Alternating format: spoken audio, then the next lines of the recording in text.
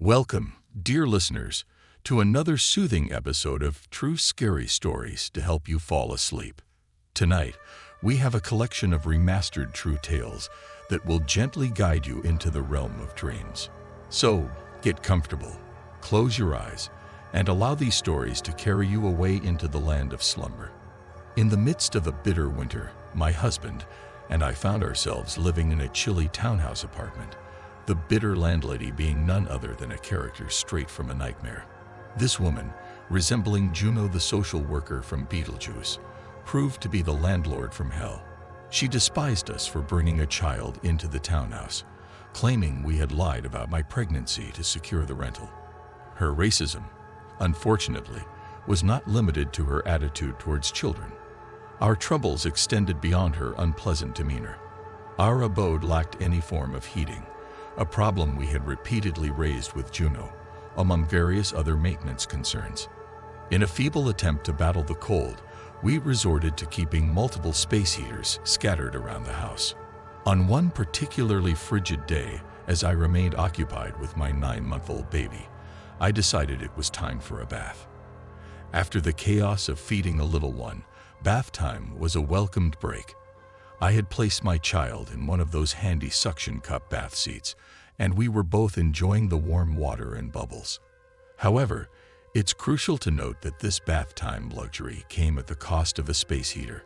I had borrowed one to keep the bathroom warm enough for the baby, but had placed it out of reach on the bathroom counter, far away from any water splashes. As I stood in the tub, preparing to lift my child out, an unexpected event transpired. The space heater began to rock back and forth.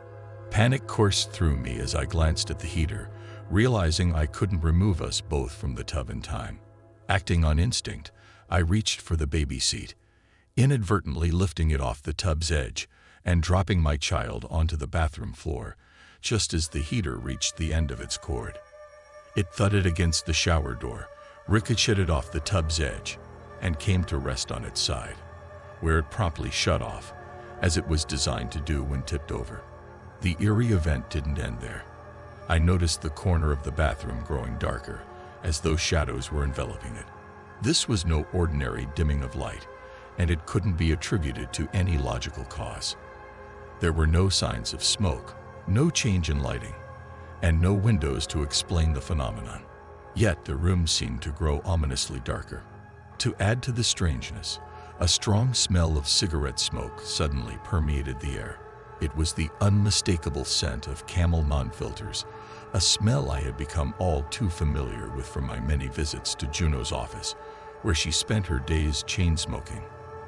The pungent odor was so thick that it made me cough, and my chest felt tight, despite the absence of any visible smoke. Simultaneously, an overwhelming sensation of hatred and malice washed over me, as if an invisible presence was glaring at me malevolently. Terrified, I grabbed my child and a towel, fleeing downstairs and vowing not to return to that eerie bathroom. I used diapers from the diaper bag to keep my baby warm and waited downstairs until my husband returned home. I kept a watchful eye on the stairs, feeling too frightened to venture back upstairs, for fear of what might await me. When my husband inquired about our child's lack of clothing, I recounted the bizarre incident with the space heater and the cigarette smoke in the bathroom. He decided to investigate, assuming it was yet another maintenance issue. However, upon examination, he found no electrical problems, no damage to the outlet, no lingering smell of cigarettes, and no signs of smoke.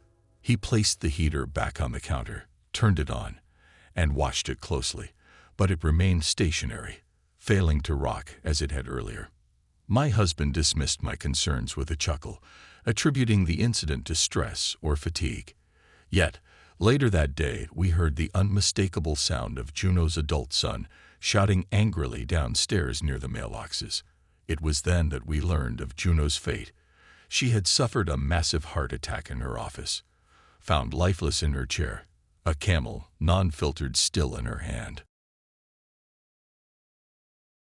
In my younger years, I shared an extraordinary friendship with my next-door neighbor, Lexi.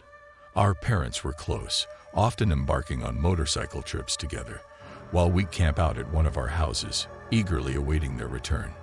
Our lives had been quite ordinary up until that one fateful night, a night that would forever etch an eerie memory into our minds. Lexi and I were doing what we did best, sitting in her bedroom, chatting, and just being ourselves. Through her bedroom window, a radiant light suddenly pierced the darkness, accompanied by the unmistakable sound of motorcycles crunching gravel as they pulled into her driveway. Our first thought was that our parents had returned, perhaps having forgotten something crucial. We readied ourselves to leave the room, eager to greet them. However, before we could make a move, a series of knocks echoed through the house, accompanied by a soft, unfamiliar woman's voice saying, "Hello." The front door began to swing open, grating against the hardwood floor as it did so. Panic seized us. This woman's voice didn't belong to anyone in our family, certainly not with our Texan drawls. Fear coursing through our veins, we embarked on a cautious house-wide search, convinced an intruder had trespassed into our sanctuary. As we combed every corner, our terror grew. Yet there was no one to be found in the house, and the driveway lay empty. An eerie silence hung in the air, and eventually, our apprehension began to dissipate. We sighed with relief, convinced that it had all been a misunderstanding. Returning to Lexi's bedroom, however, our relief was short-lived. As she approached her bedroom door, she collapsed, her body shaking with sobs. Panic engulfed me as I watched, helpless and bewildered. It was then that Lexi revealed her chilling encounter.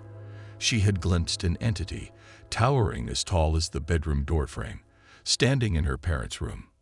When our parents finally returned, Lexi's family continued to experience inexplicable paranormal activity in their home. Ultimately, the unsettling encounters prompted them to leave, seeking refuge elsewhere, leaving behind a house filled with lingering questions and chilling memories. When I was a youthful 20-year-old, I embarked on a memorable trip to a charming Italian town with a medieval tower that beckoned to be climbed. My girlfriend, however, decided to pass on the adventure, so I embarked on this expedition alone. At that moment, I was blissfully unaware of the strange turn of events that would soon unfold. It was a scorching, sun-drenched day as I ventured into the ancient tower. Inside, I found a narrow, winding flight of stairs that spiraled around the tower's edge. With no windows to provide a glimpse of the outside world, I was left alone with my thoughts and the echoes of my own footsteps. The climb was brisk and took, at most, a mere 5 minutes. Upon reaching the top of the stairs, I was met with a sight that sent shivers down my spine. The weather had undergone a drastic transformation during my short ascent. The sunny skies had given way to overcast, ominous clouds that threatened inclement weather. Though I can't recall if there was thunder, the very real concern of lightning loomed large, especially considering my precarious position atop a towering structure. Cautiously, I clambered out onto the rooftop, hoping to assess the situation before making a hasty retreat. The rooftop was encircled by a metallic cage of bars, seemingly designed to prevent accidental falls or intentional leaps from the tower. That's when it happened. Amidst the foreboding atmosphere, I heard the telltale rumble of thunder, and my eyes bore witness to a startling spectacle. A flickering bolt of electricity arced between some of the metal bars surrounding me. It wasn't a blinding lightning strike, but rather an eerie, unsettling display of arcing electricity. In that heart-pounding moment, my instincts screamed that the tower was on the verge of a lightning strike, and I knew I had to make a swift descent to safety. Racing against the clock, I descended the stairs as rapidly as my legs could carry me. Upon finally reaching the bottom, my senses still tingling from the harrowing experience, I was bewildered to find that the weather outside was once again sunny, with nary a cloud in sight.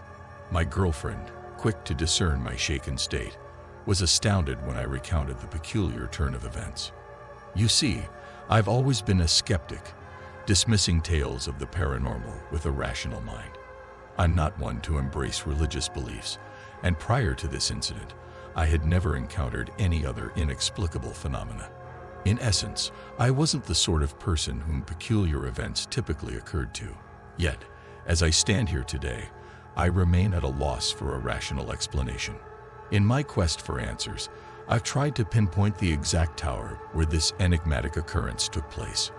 While my travels led me to many ancient towers across southern Europe, I believe it was the Torre Grossa in San Gimignano. Though it lacks a cage around its pinnacle, there is indeed a metal enclosure surrounding its bells. The memory of that baffling day remains etched in my mind, an enduring enigma that defies explanation.